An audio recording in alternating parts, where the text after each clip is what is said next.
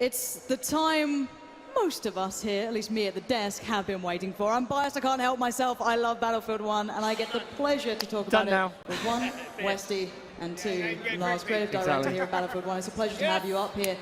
And let's be very honest, everyone is excited to see this. We get to see real gameplay coming out here. We get to see real players sitting there and going through the action. Now, Westy, you're a man of the people. You're a man of the community. I can imagine you have a lot of questions to put towards Lars. Take it away. Yes, I do. Mr. Battlefield, I have some questions for you. Official title. Thank you. Yes. First of all, I want to ask you about the horses, because you've been teasing them in little points of your trailers for a little while, but we're going to see some proper horse gameplay today. So tell us a little bit about them. So the horses, precious to me, I must say. It started like a dream, and to be honest, it's when we talk about the game, we talk about the era. It's one of those features, types of gameplay that really jumped at us as this is something we must do, and so we did. So horses, you can access them from the deploy screen. So from there, you become the cavalry class. Yet another class, just like the tanker or the pilot. Okay. Spawn in as cavalry, and you will be on the battlefield on your horse. From there, on your live, beautiful horse, it's a fast, speedy vehicle, if you say so, but yet fragile, so you need to maintain your speed. It's getting around the battlefield, and you can even sprint and get a lower profile to attract less of the bullets. Of course, you have two switches, so we provide you with pouches for ammo, for healing, medium-ranged rifle, and of course, when you start getting close, evil tanks like hunting you down, you can circle them on your horse. Remember, be agile, throw those grenades at them, and stay away from the cannons. And in the end, it's a big horse. I mean, if you see them in real life, you can trample down people, and you can go in a full-on charge with your saber and just going through those lines. So for us, it's so much more than just a vehicle. We want to create a kind of a living... I hope we can see that in the gameplay today, because it does sound really interesting. And there are a few other things that are going to be in this gameplay today that other people might not have seen before. And one of those is the armoured train. Now, this is one of your behemoths, is that correct? That's correct. It's one of our behemoths. It's, once again, it's the Iron Horse. Just like the airship that you might have seen on St. Quentin's Scar, we want to create these iconic vehicles from the era, and the armored train, up to 6 players in it.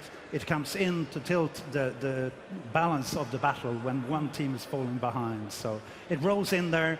It's a strong force with loads of guns and weaponry, strongly armored, so it is something to be reckoned with, and you need to take it out.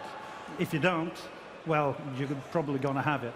But when you do take it out, just like when the airship crashed on St. Quentin's Scar, this will cause devastation. So hopefully everyone will feel that epic moment when they play here today. So it really changes the game then? I do hope so, yes.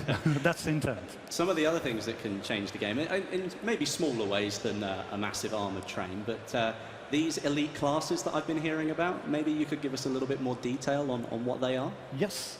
The elite classes, these are highly specialized classes, soldiers. So you can find them on the battlefield. So they are pickups, battle pickups, that you can find, and then you transform into one of these elite classes. And we wanted to capture these fantasies from this era where the flame trooper, for example, all dressed up in fire protective gear, the gas mask. You have your limitations, but all the flame in front of you. So you really need to outsmart that person and come from the back. You might have seen in the trailer the walking tank, the sentry. Yeah. Looks like a medieval knight in his armor. Same thing again. I mean, he sacrificed everything for that protective armor, but doesn't have the gas mask. So it's all about outsmarting them and finding that balance. And the last one, the tank hunter, is probably the one you see on your kill card when you die, since they're usually lurking in the shadows. Rifle probably at your height or something, with an enormous punch. So all of these highly specialized classes that are meant to make a difference and tilt the balance of the battle. It's good to hear. It's good to hear. I'm excited. Yeah, I think we all are. And the one thing that Battlefield has that not every other game has is this very dedicated community. Already people were theory crafting, how do I counter this guy? Oh wait, can he put a gas mask on? Can he not? I love watching this. Obviously, Westy, it's all your fault. I think you encourage this. But let's get down to what people have been wanting to hear as well now. When does the open beta start? Open beta, yes. Open beta is due to start 31st of August, and it's open for everyone on PlayStation 4, Xbox One, and PC. Nice. And if you do want early access, you should sign up on battlefield.com for the early, to become a Battlefield and Battlefield Insider is the word. All of these words. So many. Become a Battlefield Insider, remember to tick the box, and you will be part of it. So 21st of August, and you'll be part of the open beta. But of course, later on, it will be open for everyone. Well, Lars, it's been a pleasure. I know the community love hearing from you. Very specifically, you're a man of the people as well. Let's be very honest about this. Thank you. So thank you so much for joining us. We'll allow you to go away soon. But before you can leave, you have to stand here and watch with us the incredible trailer we've got lined up. Guys, take it away.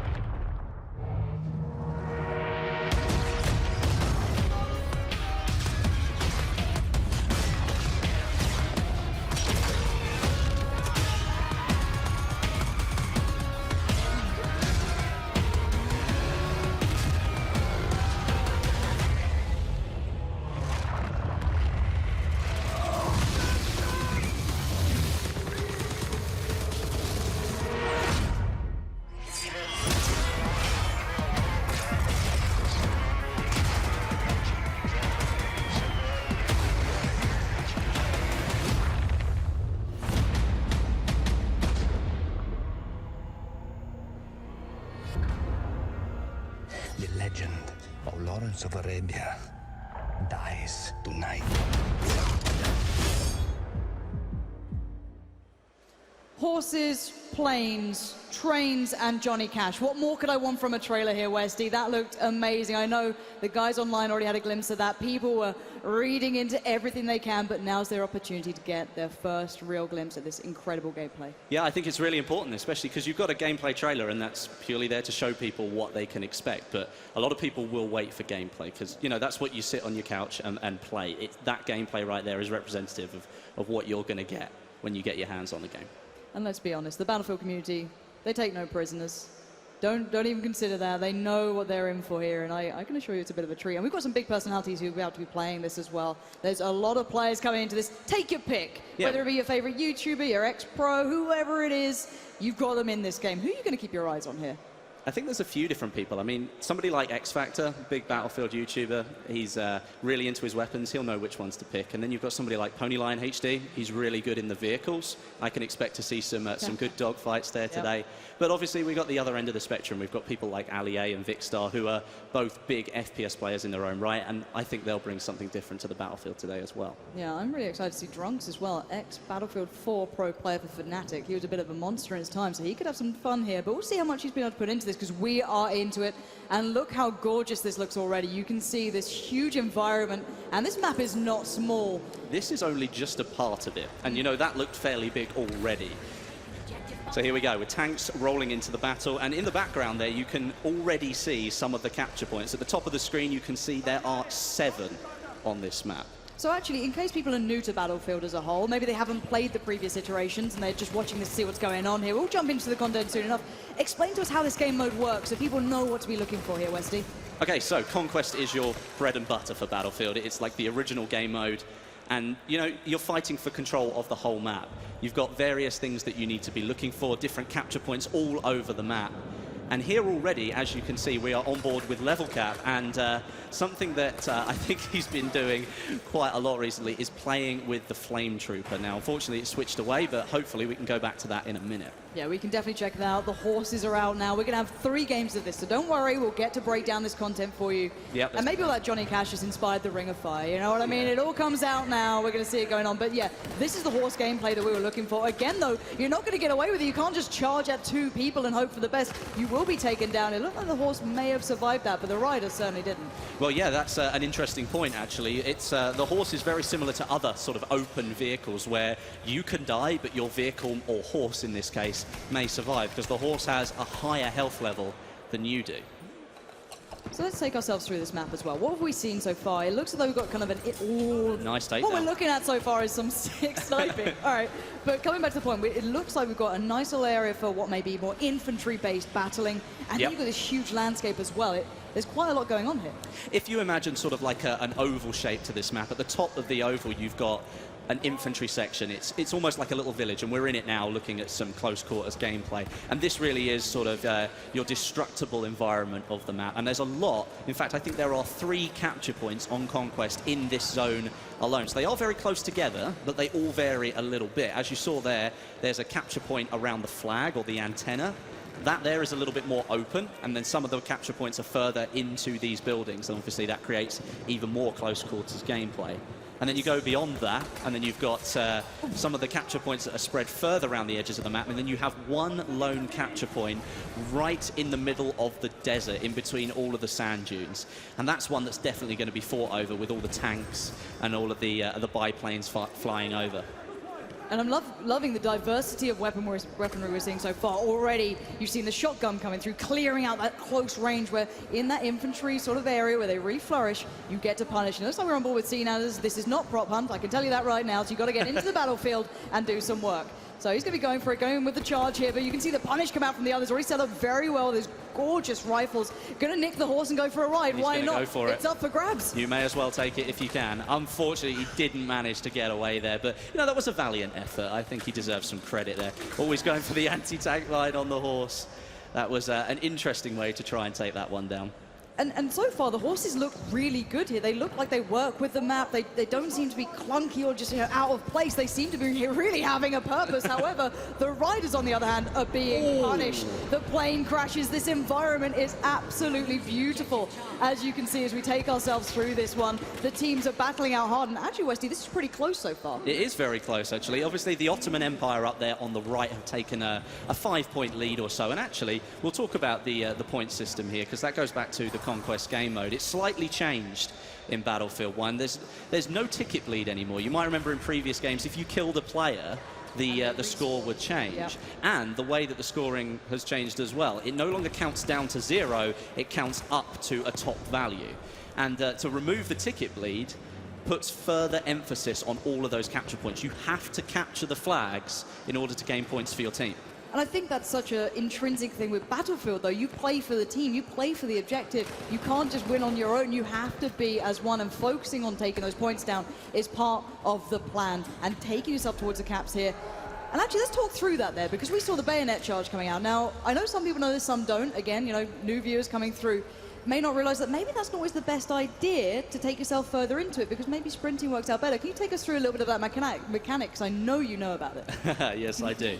So the bayonet charge mechanic, obviously it's intended to take down a player. You charge straight into them with a very sharp object. The pointy end. But it can be used in another way. And a lot of people have started using it to very quickly get themselves out of a sticky situation. Maybe they're caught in a crossfire, they don't want to be there, or there's a player in front of them, they're not ready to go. They turn around and they bayonet charge out of the way because you sprint so much faster.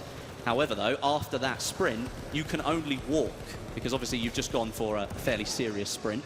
And you can't sprint normally after that point, and that can sometimes leave you very vulnerable. Well, we're going to be seeing that up-close action here. The melee comes out, an absolute takedown comes in. That was lovely to watch. However, the tanks are doing the major work. I think that's actually X-Factor in one of those, driving around, doing everything they can. But there are counters to this. Now, maybe new players that are going, well, how do you deal with a tank? You know, I'm just a man, but there are ways to get around this, isn't there? 100%. I mean, there are specific classes that are actually built to deal with that. And in this game, you're looking at the assault. And something that you might notice that you might not have seen before in previous trailers or gameplay from the alpha is that the assault players now have access to explosives. A bit like what you might call C4, but obviously a World War I version of that. So it's more like a dynamite stick. And that's something that you're likely going to see in the gameplay today. Very up close and personal, though. You have to get close to the tank to be able to get near enough to throw the dynamite. It doesn't stick like modern explosives do. So you have to be very close and sort of catch the tank unawares. Yeah, and Stone Mountain trying to hold on here. The rest of his team was almost wiped at that point. His squad was in dire straits. So he's going to try and do what he can on the objective almost here, near that train station. Try and keep this one under wraps. You're going to see, actually, at the moment, it's the British Empire taking a strong lead, at least for now. The tickets don't reflect that just yet. And, oh, here we go. The train has been deployed. The hype train's about to come into the station here, Westy. Yes, this is actually a really interesting bit because even though it's a behemoth and yes, it's designed to change the game, it really depends on how you use it. If you don't use it correctly, then you could actually leave yourself more vulnerable. It could go very quickly indeed, and then you've lost your chance to sort of change the tide of the battle. And let's go down that route, actually, because we're going to see it in action very, very soon. The point is, it doesn't really get to the capture points, does it? It only really goes by one. It has an effect on a second. It does do damage. There's no disputing that. Here comes the train now. And yes, it is on rails for anyone else out there who wants to make a joke about that. No, it is on rails, and it features 6 different seats, plenty of cannons on the side. It's actually got an anti-air cannon as well, so it is extremely powerful, not only to ground units, but people up in the sky really do need to pay attention as well. Now, speaking of up in the sky, though, there has to be a counter to this, as you said. There are ways to play around these behemoths, because we saw on that first map, people were kind of unsure how to deal with it the first time. Then you see that everyone coming together, taking it down and working through it. How do you deal with that train? Well, one of the things that you can do is, as an infantry unit, obviously, as I said, the assault player does have access to some explosives, but in my own sort of experience of looking at the games that we've seen, players in sort of planes are going to be the best ones to sort of so eyes in the sky here. Yeah, eyes in the sky, really. You've got people in the bombers, and they're the ones who can deal a massive amount of damage. If they lay down a carpet of bombs on top of that train, they're going to do a massive amount of damage. Well, speaking of it, you highlighted Ponyline HD as one of the players you wanted to watch for this ability. He's already eyeing up that train. He knows what he wants out of this one. Definitely, but just so we can see here, this is a really good shot of just the scale of the map as well. It's absolutely massive. It is a huge map. You can see the objective off in the middle there. He's taking some serious damage, but he's going to come in, I think, for another strafe run if... Oh, he's going for the repair. He feels like he's safe enough to do that. But I think he's probably going to come in for another strafing run on that train. And this is the beauty of Battlefield as well. It's not just about your infantry. It's up in the air. It's up in the skies. We're seeing those dogfights coming through. And now here comes that run again. The hit and run. Ponyline HD needs to back out of this. He's got to be careful. He is taking fire as well. They're not letting him just get away with this. And that's it. The armored train took him out completely.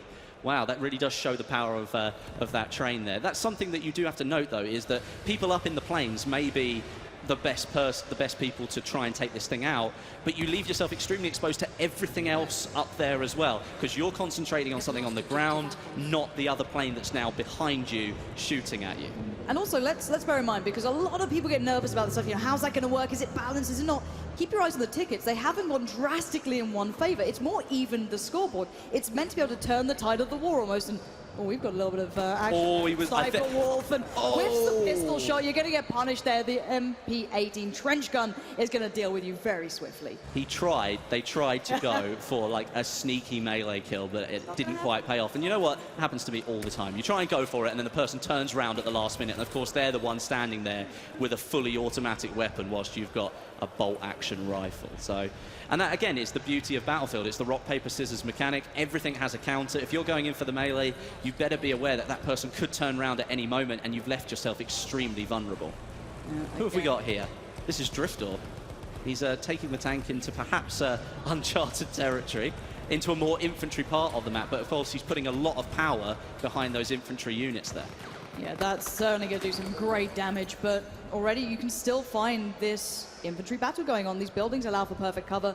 The map, however, does change. The cover, it just completely removes itself throughout this battle. And again, you can see here on the ground to the right-hand side, you can see the craters that have been formed in the ground. That could have been from a dumbfire rocket from the plane. It could have been the anti-tank grenade. There are so many things that you need to be aware of in this game, and terrain deformation is one of them. Suddenly, you might be able to use that as cover. but on other occasions, and most likely that cover has just been taken away. Yeah, it's interesting to note that that train was still going at that point, because the match has moved on a fair bit, but the train was still there, plucking away. And look at where the flags have been capped here. Let's keep that in mind. Only 2 are secure, 1 for each team. So at the moment, it's actually fairly even. Both teams going for different objectives, both running at the same time. You are seeing the covering fire coming down, the suppression coming into the place. That flag is so contested right now. They're doing whatever they can. And at that sort of range, you're not going to have the best of luck with that sort of weaponry. And well, you're not going to have much more luck if you do that. That says accident. I'm not sure what happened there. A little backflip. It didn't go well. We're still running in favour of the Ottoman Empire here, but the gap is only 10 points. And as I said, kills don't count towards that score anymore. So there is a lot of frantic toing and froing around these flags. But now you can see that the British Empire now have control of, I think... That's a 4 lockdown at least. That's a 6 lockdown now. It's about to be. It's about to be 6 lockdown. And as you can see, the British Empire catching straight back up now, reducing their lead. And this is really where Battlefield can completely change in just the blink of an eye. And at the moment, the Ottoman Empire only clinging on to 1 point. That is not what you want to be seeing. And actually, let's talk a little bit about this sniper rifle as well. Let's talk about what we're seeing here, because you see people talking about zeroing, which you didn't necessarily see in that one, but bullet drop's a thing in this. It's not just your out of the box kind of easy shooter. This is tough work. Yeah, you've got the bullets that you fire do actually travel across the map. They take time to reach the enemy that you're firing at. You've got bullet drop and bullet drag as well. For people who don't know what bullet drag is, that's where... Oh, look at that for a roadkill. That was fantastic. That was actually either a really good bit of skill or something extremely lucky. Either way, it was a cool bit of footage. Look, no luck, just skill, 1 shot, 1 kill. All right, that's what I cling to, and I will always stick to that, Don't be a naysayer, or I'll have to bring out the horse puns, okay? But we are seeing still this back and forth going on. At the moment, the British Empire have turned it round towards more of their favour. However, the clock is running out here. We're down to 1 minute, actually under that. These are the final closing moments. If the Ottoman Empire doesn't come back into this, they could be done for. Well, looking at it now, I'd find it extremely unlikely if the Ottoman Empire really managed to pull anything back at this stage. Only 45 seconds to go. They have taken back a couple of points, but they appear to be losing them just as quickly as they're taking them. Perhaps the players on the map, their distribution isn't great at the end of the round. Maybe they're just frantically trying to capture whatever they can. And that's part of Battlefield. It forces you to change what you're doing. Suddenly you've got to focus on something different. I mean, there are 64 players playing here, so there's always something different that's going to happen. All right. And Azel, what have you got here? He's capturing, at least. Yeah, he is capturing. He's actually doing some damage. He's trying to take out the... trying to take out one of the planes, but we are coming very close to the end of the round now, just 10 seconds to go. And that's a nice way to finish the round, I think. A good overview of the map and our first round of Battlefield 1 on the desert. There it is, ladies and gents. What a way to close it out. A brilliant first impression here of this gameplay on this new environment that we hadn't really seen tested out yet. Do you know what? That was an extremely high score considering the time of the round. It really was. That was a really good score for them to go for.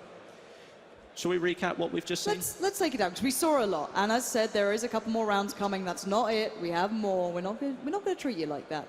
Let's talk that one through, because we got to see the train coming into play. We've seen the aerial side of things. We've seen this new map, the environment. What really stood out to you out of all of that? I think when you mentioned the train, I think what stood out for me is it is a behemoth and it's supposed to change the tide of the battle, but it was gone and very quickly. We didn't see it a huge amount. It maybe sort of more played like a stealthy role. Maybe it was just taking out tanks and other things. We didn't see a massive battle going on around it. Yeah. And it can sometimes be a little bit of a honeypot where everyone sort of just goes for it. But in that case, either they were just sort of playing the stealthy role and sort of keeping themselves to themselves and taking out who they needed to. But we didn't see a huge amount of it. And actually, something that we didn't see at all was the sandstorm, and I'm looking forward to seeing that soon.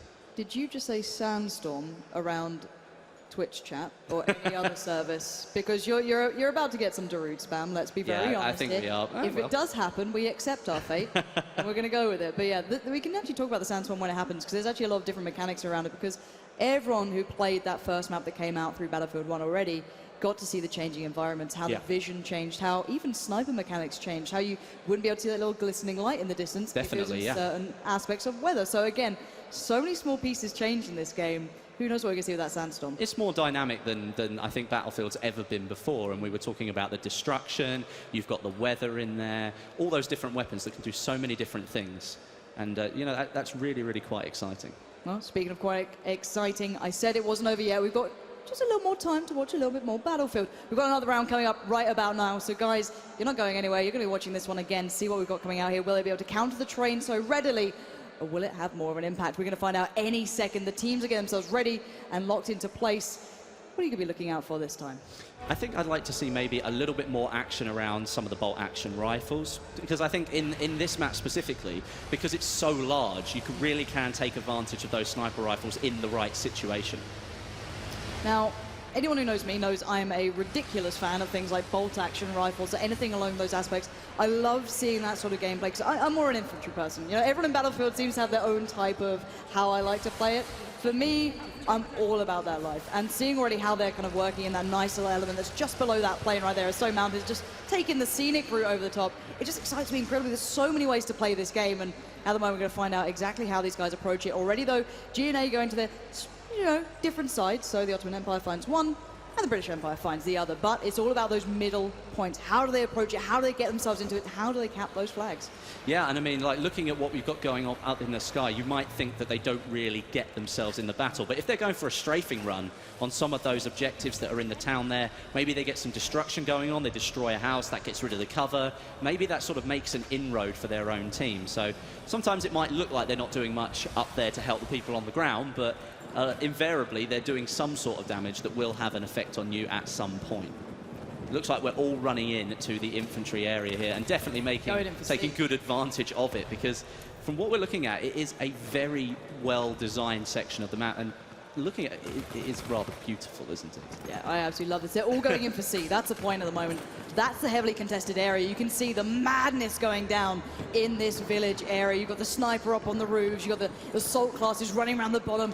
But there is that definitely they're utilizing, even words are hard, on those rock edges. You can really play around them and build off the back of it. And really, the terrain allows you so many more options. You don't want to be, you know, highlighting yourself over the skylines. You want to be running just in front of the defilade almost. This changes so many aspects here, but let's see how these initial kind of back and forths have gone down.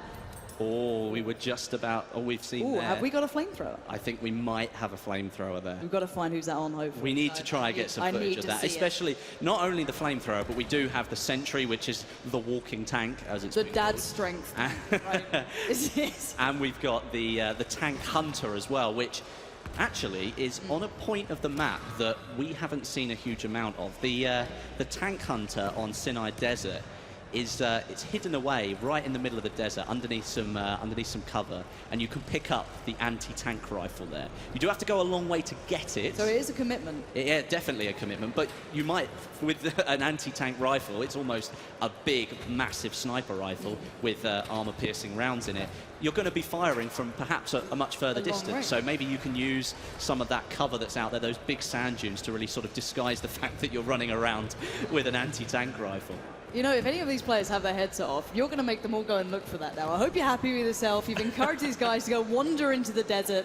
They're going to be in trouble. Hopefully no sandstorm happens. But back into the action, that is going to be an incredible factor if it comes in. That's actually one of the classes I've not seen yet, so I'm looking forward to that. Yeah, and I think, like, from what we have seen of it, it's only been very brief. I mean, I did get a small chance to have a look at it, and it is a rather dauntingly sized rifle.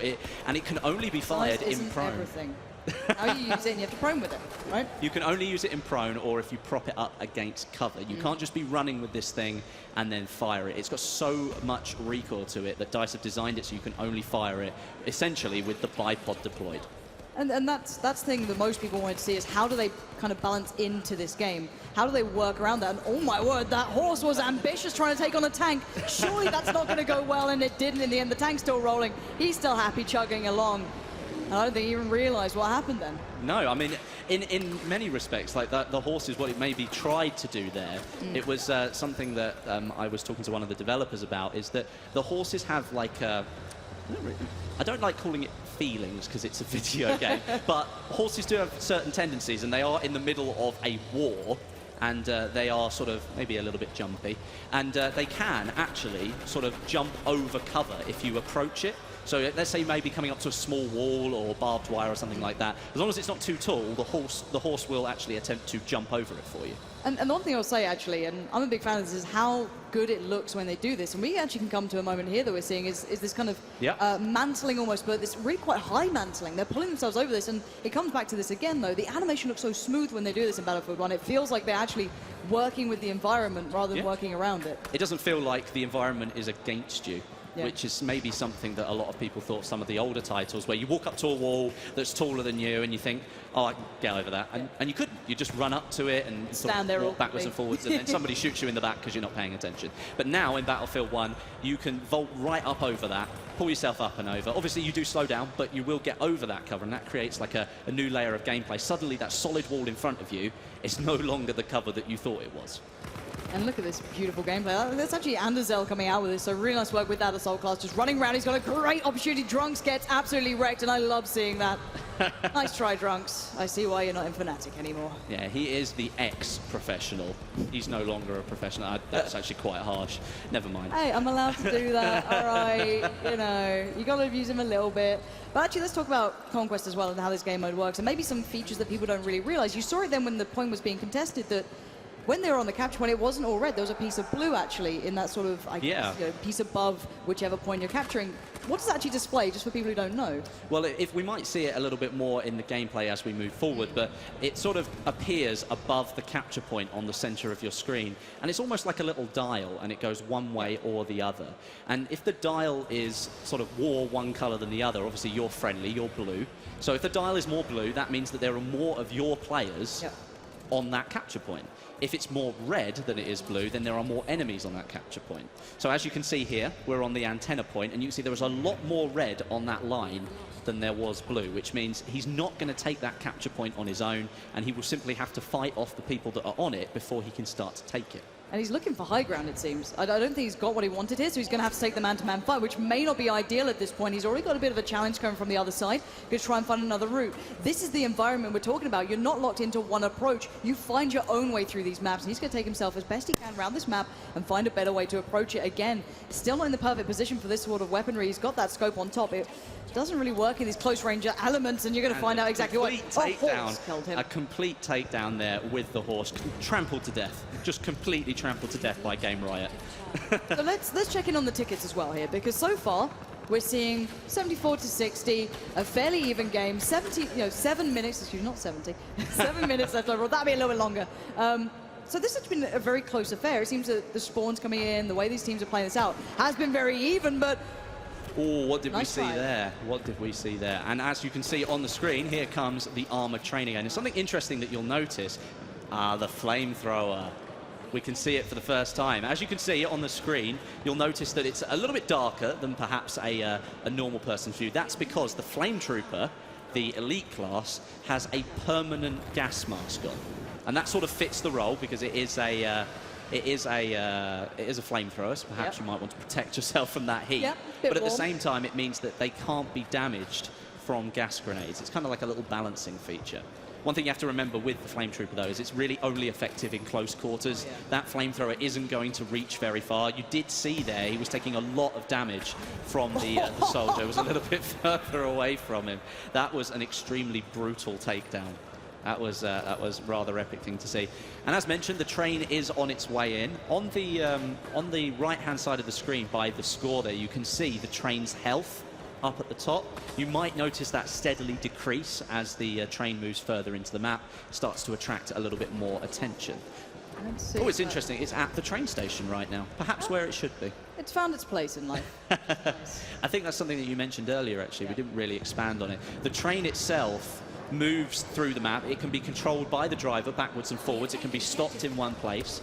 And it does have effect on a couple of the flags. This one here, the actual train station, and there's a couple of flags either side, I think one either side, that it can have an effect on. So if you've got a good route going backwards and forwards, the behemoth there can sort of take back maybe 3 flags in one stint, which could be extremely helpful.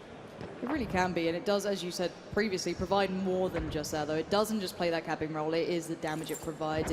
It draws people in. I don't know what it is about it. It's like the black hole. Everyone just kind of piles towards it, which may be good for them or not. We'll find out. But already, the points are becoming more even. It is serving its purpose, and I know a lot of people were nervous about its implementation. How is it going to work? you know, how's it going to go down? Actually, so far in this playtest, at least, what we're seeing from these guys, it is actually turning it around when you have that big deficit on your side. You can pull back in, and oh, that's absolutely brutal. That was a takedown and a half. He didn't expect it because he turned around to see the bayonet going straight through his chest. That was a rather interesting. Just a good overlook here, actually, of the map, so you can see the scale of it. It is absolutely massive. Really love that spawn-in animation, though. You swoop down onto the map. It's really cool.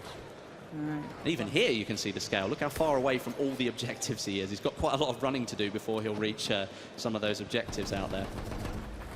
And it is so deadly just walking across that really open environment. You will get punished if you do. You've got to find ways to find cover or maybe utilize those horses. As Lars kind of brought into the conversation, they do have some fair speed on them. Those things aren't slow. They can surely pull yourself into the battle, so maybe look at those to pull yourself in towards maybe a more infantry style or sit back with the sniper. 100%. I mean, the train here, actually, is going down rather quick. We haven't seen a huge amount of gameplay of it, which is a little bit unfortunate because, again, it's gone down very quickly.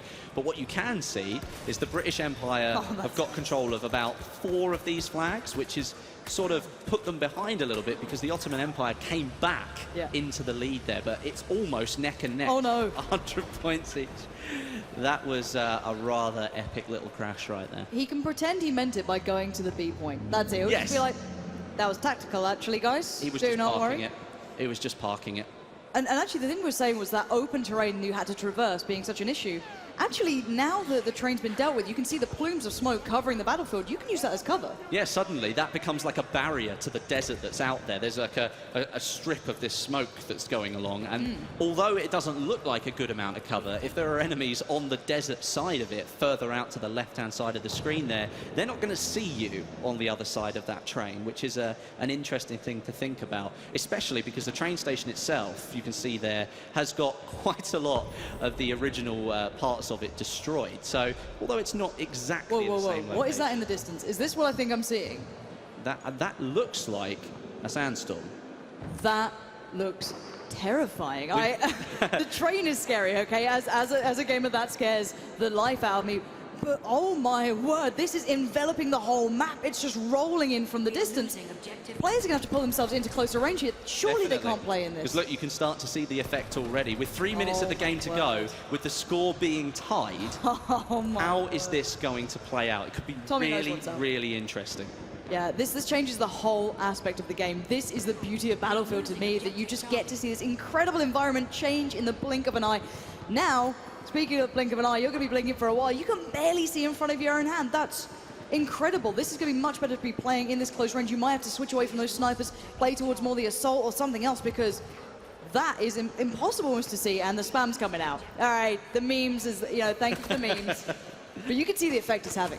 Definitely. I mean, one thing that the Sandstorm does do is, as you said, it brings the gameplay in a little bit. But in this infantry-only area, it's put sort of like a grayscale over certain parts of it. But you'll see it's still very much visible. So perhaps we'll see a lot more gameplay in this infantry section simply because the Sandstorm was rolled in. And you know that going out into the desert at the moment, not being able to see 20 feet in front of you is probably a very bad idea. It's not what you want to be doing. And looking at how the teams are currently positioned, the British Empire is actually kind of stuck out towards the desert side, whereas on the other side of things, the Ottoman Empire has a little bit of control, or at least trying to contest the control towards the more infantry. Oh, that was a 6 shot and a half. Stoney coming in with the goods. Now, he's actually the captain of one of these two teams. He is.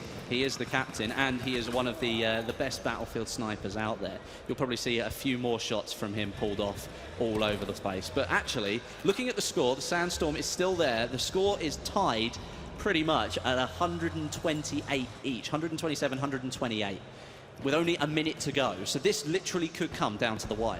This is Battlefield to me. These sort of battles, when it gets hectic, when it gets absolutely mad in these sort of aspects, now that Sandstorm's starting to dissipate a little. You might start being able to see a touch more here, but still, vision blur, trying to find their way through. 55 seconds left, 131 tickets towards the Ottoman Empire against 131 on the other side. This is neck and neck, and look at this. It's 3 caps to 2 at the moment. Actually, no, it's 2-2. This is literally going down to the wire here. It is going right down to the wire. You can see the Ottoman Empire does technically have a little bit more control. Oh no, it's lost it. Won. Objective C is now moving over to the British Empire. And we could now see with the Ottoman Empire, it's still neck and neck with 30 seconds to go. But at the moment, we're seeing them all stuck on that sea capture point. They brought it back. Now they've got 3 under wraps here for the British Empire, so they're going to start pulling ahead just a touch. 2 are being contested for the Ottoman Empire, so they might fall behind a little bit, but still it's up in the air. The contest is going on. 15 seconds remain. It's back to 137 apiece. I can't call it either way here. This is literally going to go down to the wire because you'll see C is now being taken back. Oh, my word. By the Ottoman Empire. What is going to happen? 3, 2, 1. That's it. That can't... It came as a draw! That's fantastic. Do you know what? That deserves a round of applause. We got Darude, we got Sandstorms, and we got a draw. They're rarities in this game. Do you know how many times? That's amazing. You must practice these things all the time. You never expect a draw to be the final result on the second round. That means coming into the final round, it's got to be a win for the Ottoman Empire because the British Empire won the first round. So the Ottoman Empire are going to have to win. You're going to have to win. Boys. No pressure. Absolutely no pressure. Now, how can we recap that game? Well, let's try. It's not going to be easy, but let's try. Okay, so I think the Sandstorm played a massive part there. Because as the Sandstorm rolled in, it was sort of neck and neck anyway. I think it just kind of stopped anybody really doing anything for the period of time. And not that that's a bad thing, but everyone sort of moved into the infantry zone. Flags did change hands, but then another flag changed hands, and then another one. So it never really sort of changed too much, and it was just this frantic battle going on all over the infantry section.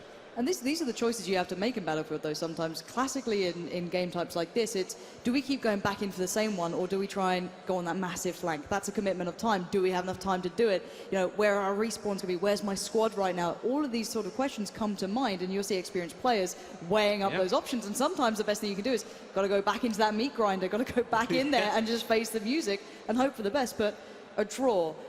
To players who don't play Battlefield yet, or they haven't tried out Battlefield 1 or the previous iterations, how rare is a draw? Just highlight this. Extremely rare.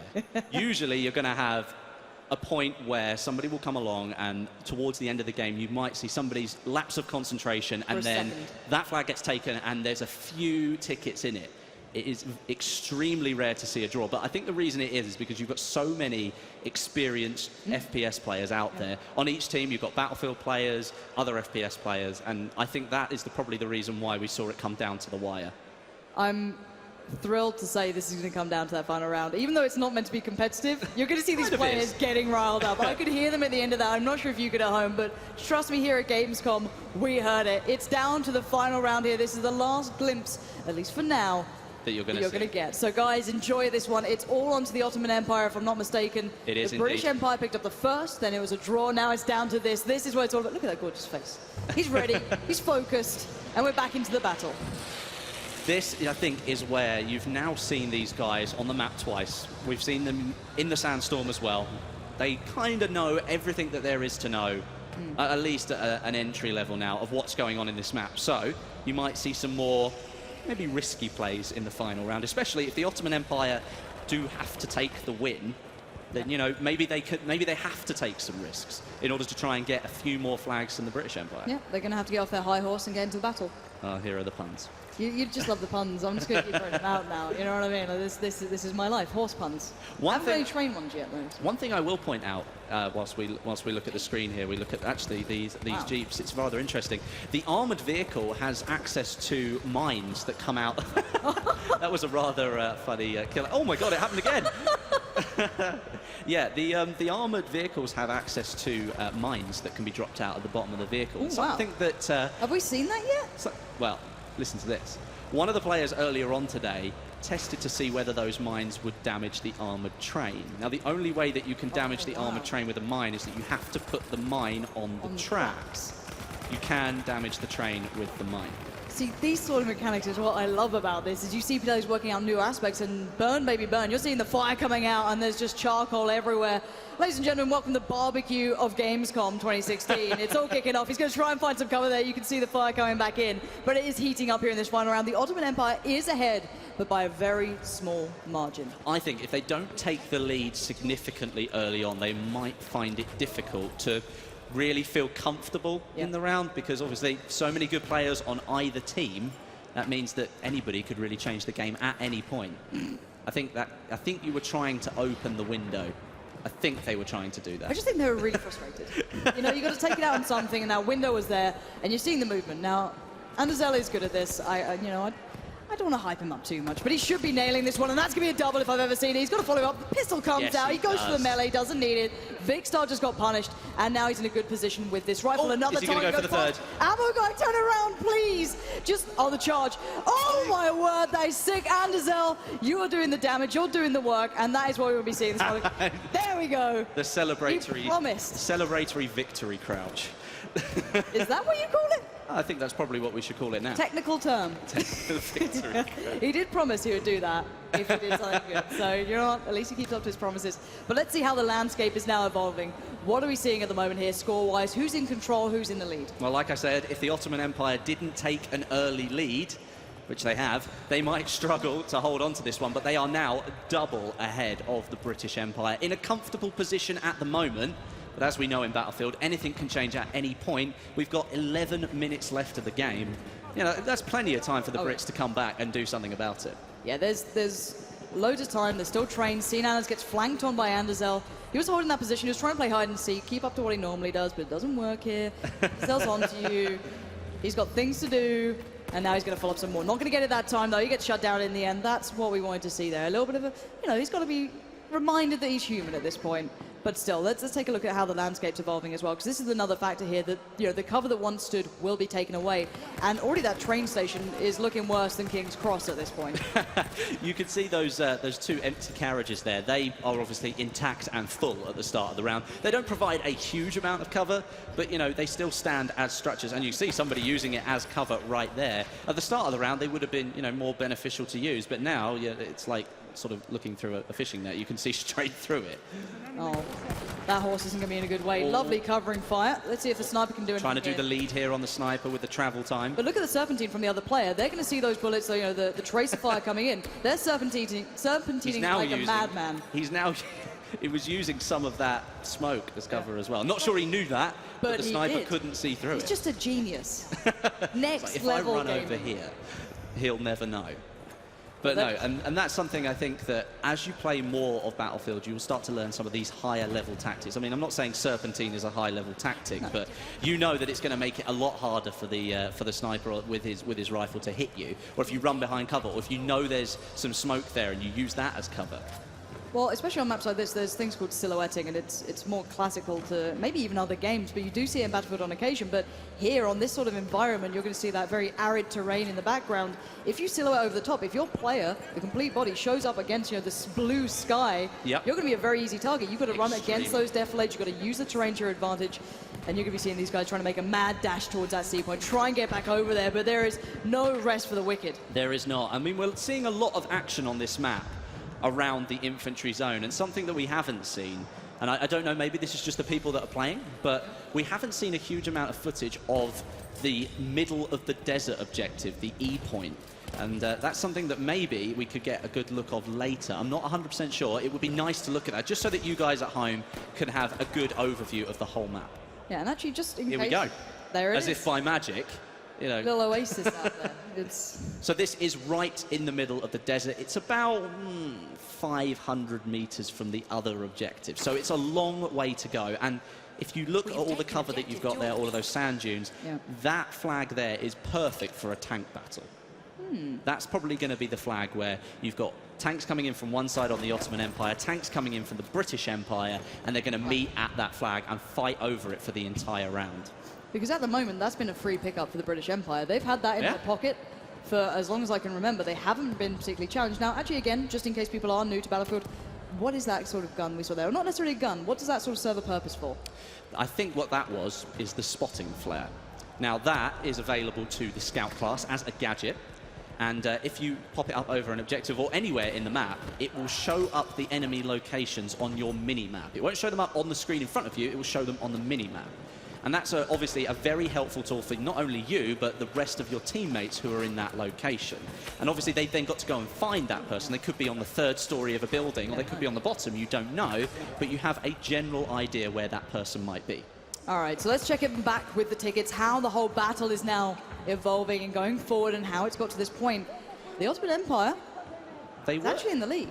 Yeah, they're in the lead. Not by much. Their lead is not as big as it was. The British Empire have reduced it somewhat, and now the armoured train, I believe, has been given to the British Empire. So the Behemoth is going to the team that are losing currently. They're only 10 tickets behind, which is not a massive amount, but could that armoured train just sort of be the key to push them back into the lead? Well, let's see if it, for one, helps them stabilize having control over the train station as a capture point. That's what I'm be looking at, is how much does it feed into it. You can see the train station is going back and forth here. The snipers, though, are looking in their direction. You know that this cover is absolutely vital for Anderzel. He's going to be playing this as best he can. Deals that was when he used a tiny little box to defend himself from a player on a horse. That was absolutely fantastic. That there was a really good piece of use of cover. There we go. Now the horse. See the horse? See the horse is just there. It's ready for anyone else to take. And you can actually see that on the map itself as well, can't you? It shows up as an icon, so you know where they're available if someone's on them or not. It shows up as, I think it's a little horseshoe, isn't it? It shows up on the mini-map in the bottom left-hand corner. Now, the armoured train, as you can see, is on the right-hand side of your screen up at the top there. You can see it started to take damage already, coming down to about 80% health.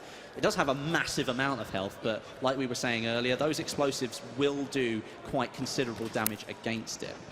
Looks like we're using the rocket gun here. I don't know if we're near the train at this point, because the rocket gun would be a really effective tool to use against it. Yeah, I've seen Drunks trying to do that before when I think it was, shoe on the other foot, but I don't think it needs to be doing that right now. Let's see what damage comes in towards that train. Again, let's remind ourselves, when that train did come into play for the British Empire, they're around 70, 69 points. So you can already see it has had an effect on this, but it is being countered, it's being pressured, and the Pony Line HD is doing what he does best, already coming in with the a good bout of damage there, really chipping away at it, and it's creating pressure. Yeah, definitely. I mean, if he's up in the sky all game, obviously you're going to be focusing on the other planes, but as soon as that train comes in, he's already got it in his head. He knows what he's supposed to do to get rid of it. And at the moment, even though they've had the train for about a minute or so, the British Empire haven't really done a huge amount with it yet. Well, they haven't taken the lead. That's the main thing. They've closed the gap. However, the HP is starting to dwindle. It's not looking so healthy here. They're still not getting much done. They have secured the train station point. So it gives you that as a back, a little bit of a back piece, a chest piece in your pocket almost. But if they could maybe go and capture the one all the way down there towards the west, the very deep west, that would be brilliant for them. Maybe follow up towards F. They have options available, but still 9 tickets in the lead here for the Ottoman Empire. They have the advantage, but it looks as though that one is done and done for. The smoke plumes and the train, well, comes off the tracks. Yeah, I mean, that cover's not going to be any help to anybody there. It died in a part of the map that really is just complete open desert. Yep. So that cover we were talking about earlier is just not going to be available. And if we look at the score again, the British Empire are still 10 points behind. So that train, they didn't use it effectively enough. They didn't get to the objectives. They didn't take it. And therefore, they've now lost their chance with the Behemoth. That was so close to being such a good kill. That was so close. Tag. All tag, no frag. That's not fun. That's not fun. But looking at the points under wraps right now, the one thing we'll say is it's a big difference in the way the teams are focusing this. So the Ottoman Empire is taking out the deeper points. They're going into that desert. They're going to go exploring. They're picking these points up and putting them in their back. Now, on the other side of the thing, the British Empire have been kind of going for the skirmish. They want to take the flags in that inner city. Now, they're not as stable to control. They're much easier to contest. Hence, well, at the moment, we're actually seeing the Ottoman Empire still in the lead. We are still seeing them in the lead. And as we know, if they don't win this round, then, all the spoils do go to the British Empire, having them won the first round and then a draw in the second round. Most unlikely of events. Yeah, it would be the comeback of the century if it happens. We'll see if it does after that draw. It would be a share of the spoils, because then only one team has won one game. Yeah, and it's all about pride here, let's be honest. These guys I don't think anyone wants to share the spoils. It's, it's on the British to actually go ahead and win this. The gap is still at 10 tickets at the moment. That must mean it's, even with the tickets now being 10 apart, it's a very even contest then, because we're not seeing any reduction or increase in that difference. So maybe the start of the round, the Ottoman Empire had the advantage, but the British have pegged them back a little bit, but they haven't really done much more to sort of get ahead. Yeah, it's one thing to even it up. It's another to keep it and then, turn it to an advantage. It's not easy to do. You have to weather the storm, not just once, but the reinforcements when they come through, take down these squads back to back, and the horse mounting looks awesome. That was a lovely animation. That was great. Really cool. I was just like, I haven't got time to sort of get on it properly, so I'm just going to jump on it. And it looks like the weather again is turning here. You can see that sand being pushed across the screen. It's not a clear day, let's say, here out in the desert. It's getting a little bit hectic. Now, last time, actually, it did help out, for some reason, the British Empire. I don't know why. That seemed to help them a little bit more.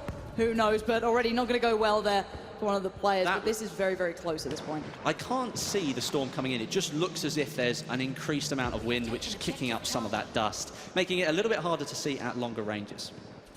But let's take into account what we're seeing right now. Finally, we have the British Empire actually taking more flags than the opponent. They did for a little while. They had 4-3 and a little bit of a contest between the two, and already a little bit of a fly around here. Looking to see what happens. And Drunks, again, going to try and find some sort of work. Suppressing fire going to come through. He knows he's got to kind of pace himself with that sort of firing range, but his teammates are going to do the job for him.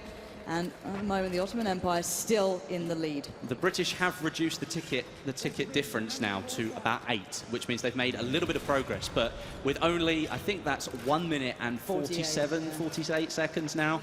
That's still a rather large gap to have. But the British Empire do have control of 5 of the 7 objectives. This could be it. This could be enough. You can see, even in the chat there, cap flags. They're trying to get these guys, stop taking the needless battles, get on those points, get those flags in our favor, because we need this right now. The kills don't matter like they do before, not to the same extent. They don't affect those tickets like the flags do themselves. That gap is closing. We're down to 4 here. Westy, this is going all the way again. We've got 1 minute and 20, and the gap is now down to 4, sometimes 3 tickets when looking at all 7 on the screen. It's so unlikely to even get 1 draw, but could we see the possibility of 2 draws in a row? 4-3 again. Now the British Empire has the upper hand. Now back up to 3 again. And B's being contested, so that means they don't get the points for it as they would having 3. No. So again, this is going to come down. What's the time they have right now? We've got 55 seconds remaining. The fire's coming out. 2 tickets. Look at these tickets. They are closing in again. This is down to the wire. This could be a 2-0 for the British Empire. If they pull this off, it would be the comeback of the century already. Not what you want to be doing with that gas mask. There we go. Put it on. Get into cover. And oh dear. Oh my word. What are you doing? That was a big mistake. That was not good. We are down to the last 30 seconds of the game. The tickets are still just a gap of 2 or 3, depending on what flags are being capped. If we can look at the flags on the screen, you've got 4 of them on the British Empire, 3 of them over with the Ottoman Empire, and lots of them being contested all the time, which is why I think we're still seeing the gap. It's down to 1. 1 ticket, 10 seconds to go. This is what it comes down to. We need to get into the game to see this. 9 seconds, 8. The music's kicked up. The Ottoman Empire is in the lead by 1 ticket right now. The British Empire need 1 more. It's even again. It's even. We've got another draw. Oh my God! No, they got the victory. It ticked over. It ticked over in the final moment. Oh my God! I'm still not sure what happened. As if that just happened. As if that just happened. We need to see on our screen what actually happened there. We need to see the end of it. Because we switched over to a different feed. I didn't see what actually happened. No, I didn't see who won. Final screen. What have we got here? We need to see the tickets. Oh my gosh, we need to see that. Yeah, can somebody actually tell us who won that? Please tell us who won that one. Are we going to do one more? Is this what's going on? Are we going to do one more? All right, guys and girls, it's not over yet. We are locking in and loading in for one more. Are we doing one more? I do believe so. I think we're doing one more. That's what's happening. Let's see. Okay, I'm just going to find out what's going on because that did come down to the wire. The last couple of seconds were left in that one. This is, okay, all right, I know it's a little bit messy right now, but let's be very honest. This is how brilliant Battlefield can be in these sort of instances. Those kind of moments. It comes down to neck and neck. I got good news. You know, I like to be the bearer of good news, bad news, it doesn't matter, but this is incredible news. We've got 1 more round to go. And should we just say this decides it all? Yeah, this definitely decides it. This is it. No more draws.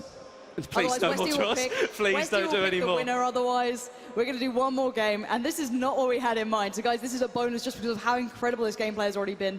We're jumping back in as soon as it's ready. I can't stop grinning. This is amazing. I'm going to repeat what I said during the live stream, is that to get 1 draw is rare enough. You know, it's very rare that teams are so evenly matched that it comes down to that ticket.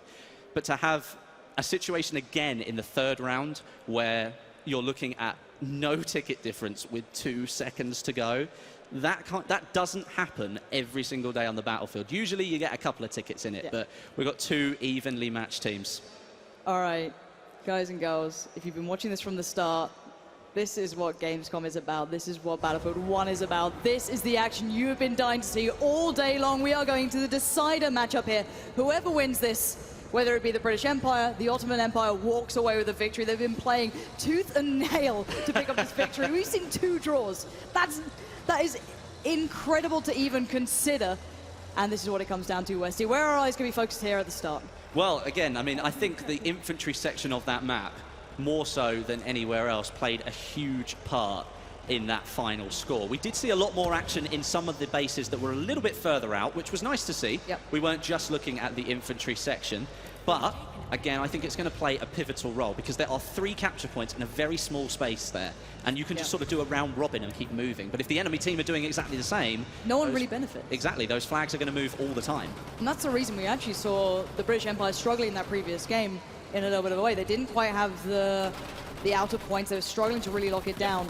But here we go. Let's take a quick stock as to what's happened. Here oh my word, that's a long old dip dive. Gotta pull that. Pull the please, yeah, please. Don't make me nervous. So it's early days in the round. We're looking at which points are with which team here? Which points are with which team? Well, let's have a look. I think the Ottoman Empire currently have control of A, B, C, and E, and the British Empire have direct control of D and G and are fighting to take hold of F. So at the moment, the Ottoman Empire are in the lead again, as they were in the last round. But, you know, it's very early days. And at the moment, you're not looking at, like, 2 seconds left to go, frantically fighting for those tickets. And this is the difference, though. Again, you saw players like Ansel having these huge performances. You had, you know, every single player who we've, I guess, highlighted in a way having their moments. But it didn't equate into pulling a massive lead. You've got to play for that objective. And I'm hoping we see more of that here. I want to see these captains make their team work.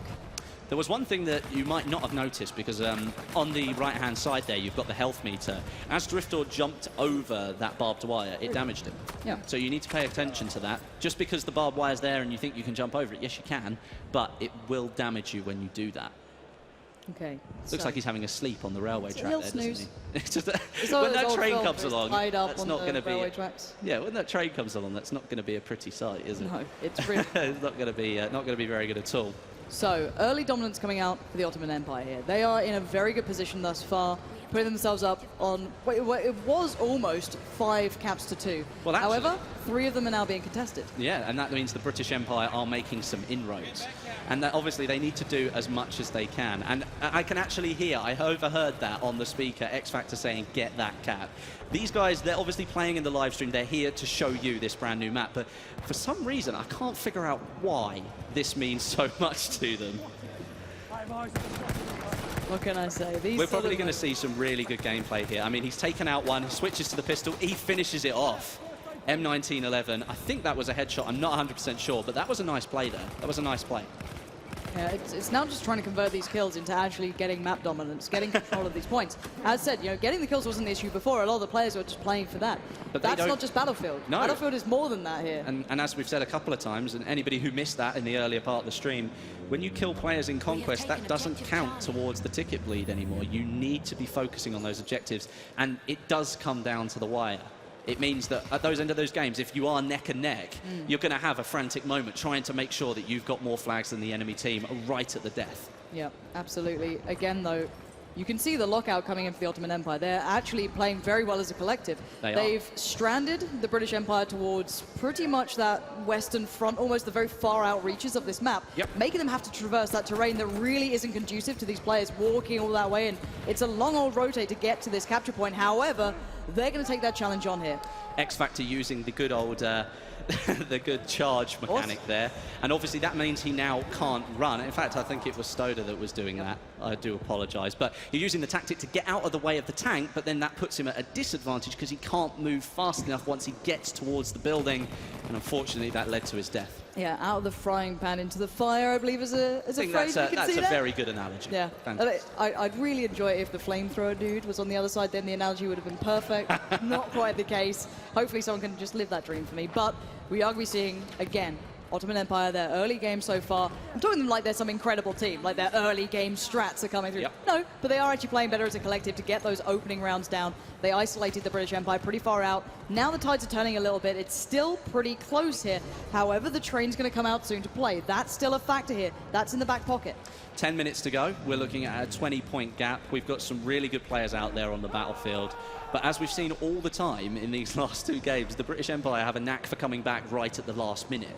Now, if they're going to try and perform a similar tactic here, perhaps it's more advisable that they try and go for the win just a little bit earlier. Maybe they look at that clock a minute before they did last time and go, oh, we haven't got much time. We better make sure we take some of those points. good view of the mechanic, the engineer mechanic. And look at this lockout so far. There. Yeah, oh wow, the lockdown is near enough complete. That's a full 5 flags, 1 being contested, so you can consider it maybe 5.5. Yep. And then 1 flag to the British Empire. And this is how you get those big leads building up. This is when you're going to start seeing that train have to be a counterbalance. They need to get a way back into the map. And one of them will be that train station. Getting that as a capture point will be huge for them. That's a good platform to then push back into the village and start working the way back through. Again, it works hand in hand. Once you get one of those points under your belt, you can build off the back of it. However, that's yet to come in. So look at it again. 74 tickets to merely 38, although all of them are being contested. What is going on with the British Empire? They all gone and taken a break. What's going on? It was a nice takedown there. But did he need to do that? He saw 2 players there and went, do you know what? I'll go for the takedown rather than the kill. Maybe it was a rush of adrenaline, like, you know, you're live on Twitch. You need to impress, so it could have been that. Again, we see a good use of the charge mechanic getting across the road there, but now he can't move very quickly inside this building. It's good that he's in cover, you know, that's a good way of using that mechanic, but you do have to be careful. If you decide to leave yourself out in the open, and then that's not going to be a good situation to be in. Again, though, this is what happens once these players get their head around the maps, how they work. Where can I use that bayonet charge? If there's cover I'm going to, that I can maybe, you know, hunker down in for a little bit, go ahead, that makes perfect sense. But let's dive into the action and see how that's come down, because there was a lot of those points up in the air to start with. Now it's starting to come, again, fall into the Ottoman Empire's hands. I don't know how this is happening. This is the most, not one-sided, but this is the most drastic game we've seen so far. The pressure might be just getting to the British Empire. Are you okay down there? I think he might be having a little bit of a problem. He's struggling. It's tough. You can see that the British Empire are trying to make inroads. They do have, well, they did have their hands on 2 objectives, but as you can see, the F objective there is taking some serious heat now from the Ottoman Empire. Whatever it is, they must have a good distribution across the map. They must have a few players here and there that are running between these objectives and helping to keep them under their control. And as you can now see, the armoured train has come in for the British Empire, as we thought it would. I mean, they need it. They definitely need it right now. But, again, they need to make sure they use it effectively. As far as I could tell from that last shot there, at the moment it appears there's only a driver in this train. And already you can see the Ottoman Empire are all over the train. It's taken a little bit of damage, and it's not even come anywhere near the centre of the map yet. Now, I'm wondering who we have in the skies for the other side. For the Ottoman Empire, who is going to be the counter to this? Okay, we got Mr. Dalek JD here coming in with the bomber. Well, he was in the sky. This could be one of the big issues here. Ponyline HD is the man in the sky. So he is the, I guess, if you want to call it that, a hard counter. He is defeatable, 100%. But he is the hard counter. So again, you're seeing this going back and forth. And now he's got his eyes set on how to take down that train. Look at it taking an absolute beating. Now 50 tickets in the lead. The Ottoman Empire is stretching their legs. And however, a good shot of the flamethrower there. That was really good use of the flamethrower. Wow. He knew the player was a little bit too far away. He was taking a bit of damage, so he stepped round the corner, waited for the player to reappear, and came round with the flamethrower and just took him down. That's just smart gameplay already coming. The train is down to a quarter of its health. And what difference has it made? Let's look at the actual difference. It has given them stability here. That's the only thing you'd say. It really has opted them a chance back in. It opens a window of opportunity, but they have to walk through it, and they've not done that just yet. The train's about to go down. It's done for. There's no 2 ways about it. What they need is a hard counter to Ponyline HD. Pretty much. I wonder if the developers thought to include that. They need it. Please nerf that one player. One thing you've got, though, is I think maybe some people have the concern that the behemoths are too powerful. I think single-handedly Ponyline has proven that that is not the case. If you are skilled at doing something in the game and you can counter something that is powerful, then you've got the opportunity to maybe use the behemoth against the enemy team, think they've got hope, and then it's already gone. Now, this is where things get interesting, though, Westy. This is when previously the British Empire did actually have opportunities to turn it around, and they did that before. However, they have not had the same benefit off the back of the behemoth there. They've not had the great time, and you've just missed on the charge. Now you're in a bad position, but dancing around against each other. They finally take them down, but at what cost here? It's an absolute bloodbath going down. Everyone's dead. And at the end of the day, no matter which way the cookie crumbles, the Ottoman Empire is still massively in the lead. This is double the tickets here. They have turned up to play. They saw the challenge, and they've taken it head on, and they've been outplaying the British Empire since the start now. They really have, and do you know what? I do believe that if the behemoth had come along a little bit earlier, not that it does, but if it had come along a little bit earlier, I think the British Empire would have stood a chance. But with 4.5 minutes to go and a gap in the tickets of nearly 60, I don't really see a way that the British can turn this one round. No. Which is a shame. It would need a heroic effort, and it can happen. We're not saying it's impossible. That's the thing. It's always possible at this sort of point. You've just got to completely lock out the opponent. Yep. Again, with that ticket bleed being taken away from being rewarded for killing players and when they respawn. Because that was the factor, is when they actually respawn, the ticket would drop down as well, rather than just the kill itself. So that being removed, it's still got possibilities. You can lock teams down. You can still commit your troops in. You can still put your squad into play.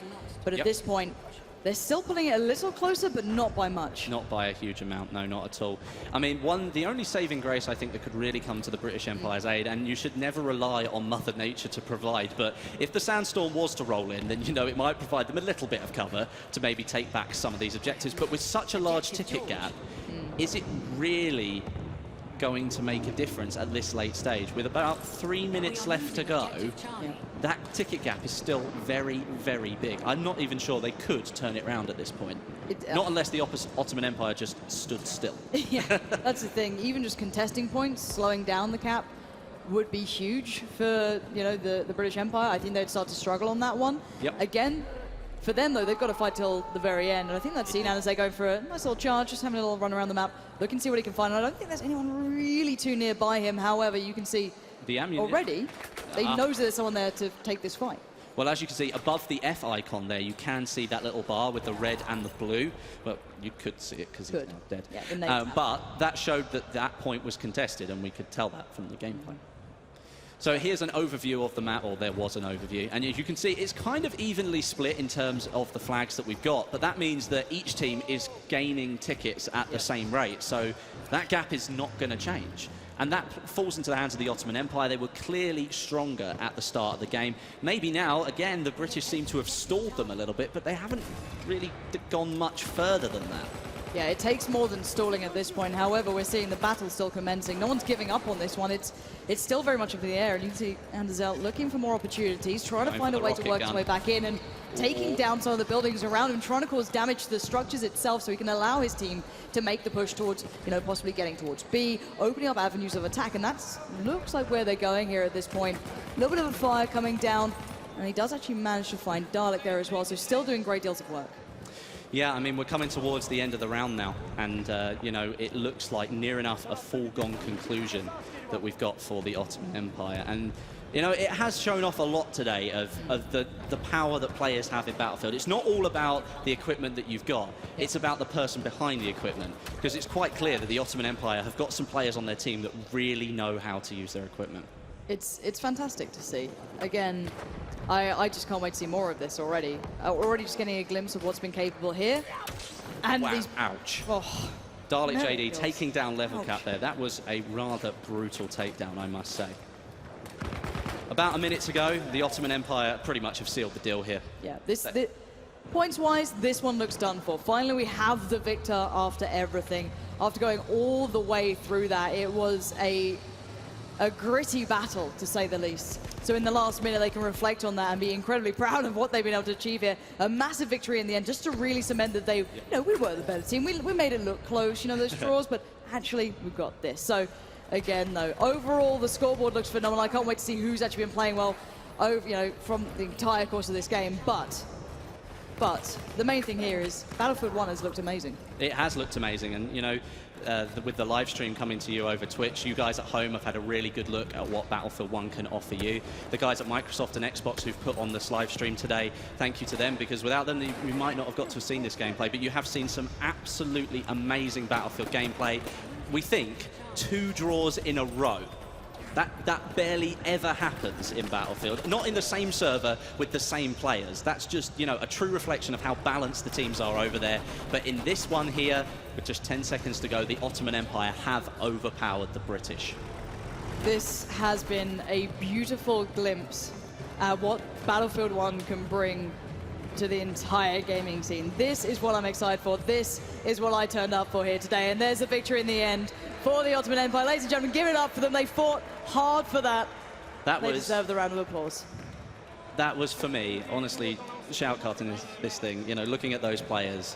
Even I'm getting really excited standing here. Like, that was a draw. Another draw. We're going to a 4th round.